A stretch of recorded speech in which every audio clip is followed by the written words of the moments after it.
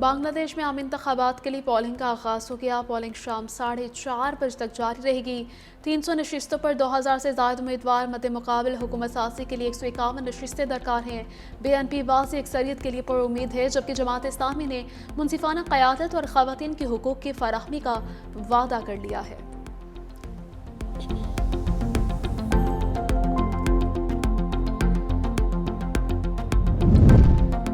Solar के बाद घरेलू सार्फिन पर नया बोझ डाल दिया गया। नेपरा ने फिक्स चार्जेस और टैरिफ का फैसला कर लिया। 300 यूनिट तक बिजली इस्तेमाल करने वाले सार्फिन पर भी माहाना फिक्स चार्जेस आयद होंगे। 100 से 200 यूनिट तक सार्फिन के लिए 200 से 300 रुपये फीस मुकर्रर। 300 यूनिट पर 350 और 400 से 500 यूनिट तक इस्तेमाल करने वाले सार्फिन पर 400 से 500 रुपये चार्जेस आयद होंगे। 600 से ज़्यादा यूनिट इस्तेमाल करने वालों के लिए फिक्स चार्जेस 675 रुपये मुकर्रर। नॉन प्रोटेक्टेड सार्फिन भी इजाफी अदायगी के लिए पाबंद।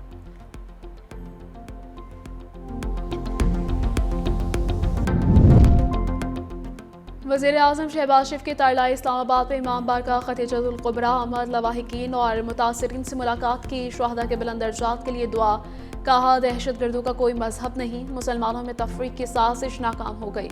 साने इस्लामाबाद पर पूरी कौम की दिल दुखी है। पूरी कौम ने दहशत गर्दी की शदीद मजम्मत की है। शुहदा के लवाहिकीन के लिए 50-50 लाख, जख्मियों के लिए 30-30 लाख रुपये इमदाद का ऐलान।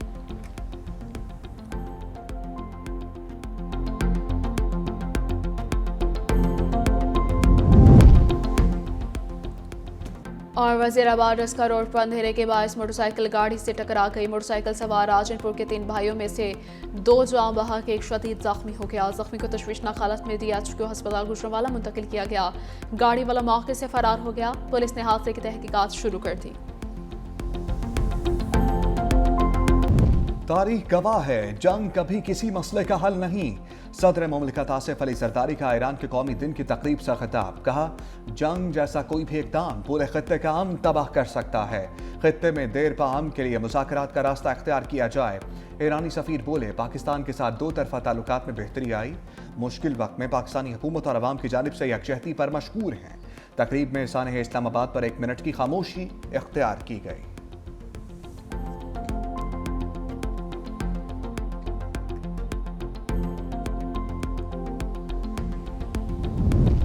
वज़ीर आज़म शहबाज शरीफ की तरलाई इस्लामाबाद में इमाम बारगाह खतीजतुल कुबरा अहमद लवाहिकीन और मुतासरीन से मुलाकात। शुहदा के बुलंद दर्जात के लिए दुआ। कहा, दहशत गर्दों का कोई मजहब नहीं, मुसलमानों में तफरीक की साजिश नाकाम हो गई। सानह इस्लामाबाद पर पूरी कौम के दिल दुखी हैं। पूरी कौम ने दहशत गर्दी की शदीद मजम्मत की। शुहदा के लवाहिकीन के लिए 50-50 लाख, जख्मियों के लिए 30-30 लाख रुपए इमदाद का ऐलान।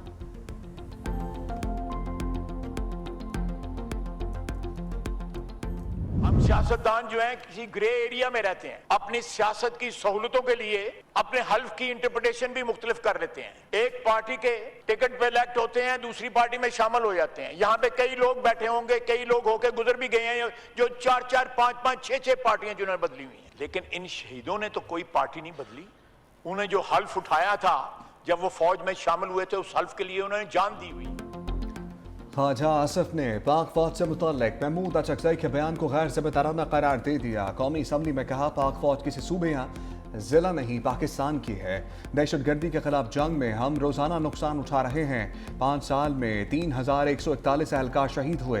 पाक फौज अपने खून से हलफ की तायीद कर रही है। सियासतदान पार्टियां बदलते हैं, शहीदों ने नहीं बदली।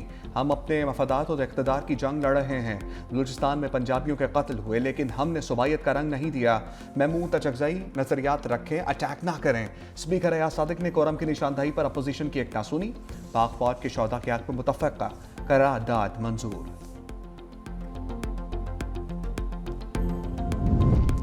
फौज को सियासत में क्यों घसीट रहे हैं? PTI चेयरमैन बैरिस्टर गोहर का सवाल। पार्लियामेंट के बाहर इजहार ख्याल करते हुए कहा कि हमारे घरों पर कब्जा हुआ और हम गद्दार हैं। आज ख्वाजा आसिफ ने बरादरान यूसुफ का किरदार अदा किया है। हमें चाहिए था कि दहशत गर्दी के खिलाफ एक पैगाम देते। एक वफाकी वजीर ने कहा कि दहशत गर्दी के पीछे PTI है। दहशतगर्द जहाँ भी हैं हमारे दुश्मन हैं। ख्वाजा आसिफ ने आज तकसीम पैदा की।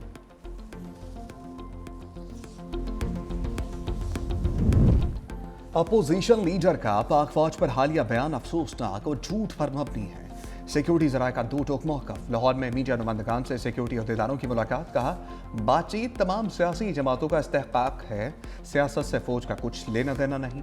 कानूनी और कोर्ट केसेस और इससे जुड़े तमाम मामलात का फैसला आइन और कानून के मुताबिक अदालतों ने करना है। कोई बयानिया फौज और अवाम के रिश्ते को कमजोर नहीं कर सकता। हमारा बयानिया सिर्फ पाकिस्तान है। तमाम स्पॉन्सर्ड दहशतगर्दी के पीछे भारत का हाथ है। तरलाई अवाम बारगाह के हमलावर को ट्रेनिंग अफगानिस्तान ने दी। बैरूनी और अंदरूनी साजिशी अनासर के खिलाफ सख्त कार्रवाइयां नागुज़ीर हैं। गुड गवर्नेंस सी दहशतगर्दी को जड़ से खत्म कर सकती है। खैबर पख्तूनख्वा में दहशतगर्दी पर काबू पाने के लिए नेशनल एक्शन प्लान ही कुंजी है। दुश्मन बहुत तैयारी के साथ आए, दुश्मन बहुत स्ट्रैटेजी के साथ आए और वो बड़ा स्ट्रेटिजिकली हमारे मुल्क में अटैक कर रहा है, हमारे मुल्क को कमज़ोर करने की साजिश कर रहा है। जी, जो पाकिस्तान को कमज़ोर करता है वो पाकिस्तान का दोस्त नहीं है, वो पाकिस्तान का बदतरीन दुश्मन है, चाहे वो एक्सटर्नल हो या वो इंटरनल। जो पाकिस्तान को कमज़ोर करता है वो पाकिस्तान का बदतरीन दुश्मन है। वज़ीर आला पंजाब मरियम नवाज का FC हेडक्वार्टर्स बलूचिस्तान में खिताब। कहा चाहे बैरूनी हो या अंदरूनी, कुछ लोग कहते हैं कि दहशतगर्द हमारे भाई हैं। ऐसे बयानिए के खिलाफ कौम को सख्त फैसला करना पड़ेगा। हमें 5th जनरेशन वॉर का सामना है। दुश्मन हमारे जहनों पर हमलावर है। फील्ड मार्शल ने सीसा पिलाई दीवार बनकर हिफाजत की। बलूचिस्तान अकेला नहीं, पंजाब साथ खड़ा है। FC के लिए 10 अरब रुपए की मुआवनत का ऐलान। वज़ीर आला पंजाब मरियम नवाज की पिंक गेम्स की इफ्तिताही तकरीब में शिरकत। 2027 में पंजाब के पहले स्पोर्ट्स सिटी की तामीर का भी ऐलान। कहा औरत मुल्क भी चला सकती है, सूबा भी चला सकती है, वजारत भी चला सकती है और जंग भी लड़ सकती है। मेरिट और टैलेंट की कोई सिमत नहीं होती।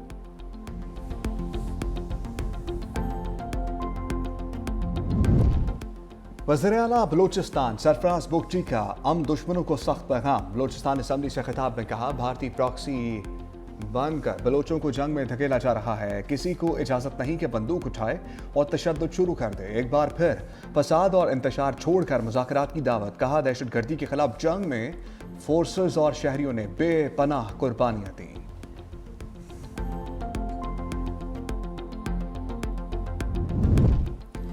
अमरीकी सदर डोनाल्ड ट्रंप से इस्राएली वज़ीर आज़म की व्हाइट हाउस में मुलाकात। नेतन्याहू की अमरीका ईरान जौहरी मुज़ाकरात पर असरअंदाज होने की कोशिश। मुज़ाकरात में शामिल अमरीकी नुमाइंदे स्टीव विटकॉफ और जेरेड कुशनर भी मुलाकात में मौजूद। नेतन्याहू ने मुलाकात से पहले यॉन में कहा था कि अमरीका को जौहरी मुज़ाकरात के हवाले से इसराइली मौक़िफ़ को भी अहमियत देना होगी। इसराइल किसी सूरत ईरान के जौहरी प्रोग्राम को बर्दाश्त नहीं करेगा।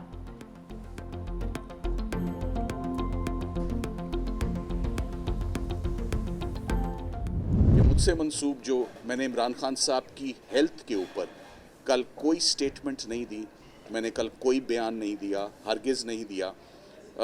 3 घंटे की मुलाकात और बाहर निकल के अगर किसी ने ठीक को मिस इंटरप्रेट किया है तो ये मेरा ख्याल है मिस रिपोर्टिंग है and this is unfortunate. So final word report has been submitted. आप लोगों के लिए मैं इतना ही बता सकता हूँ 7 सफ़ों पे मुश्तमिल है, 22 पैराग्राफ हैं, एलेबरेट है, एक्सटेंसिव है। जो देखा जो सुना एक्यूरेटली सुप्रीम कोर्ट के लिए अमानत थी, वो मैं आज जमा करवा दूँ। बैरिस्टर सलमान सफदर ने सुप्रीम कोर्ट में बानी से मुलाकात की रिपोर्ट जमा करा दी। मीडिया से गुफ्तगू में कहा रिपोर्ट 7 सफ़ात और 22 पैराग्राफ्स पर मुश्तमिल है। बानी की सेहत से मुतालिक कोई बयान नहीं दिया। अली मखान ने मामले को समझा जो काबिल सताइश है। सुप्रीम कोर्ट ने सलमान सफदर को फ्रंट ऑफ द कोर्ट मुकर्रर कर दिया था। गुज़श्ता रोज़ बानी PTI से 3 घंटे मुलाकात भी की गई।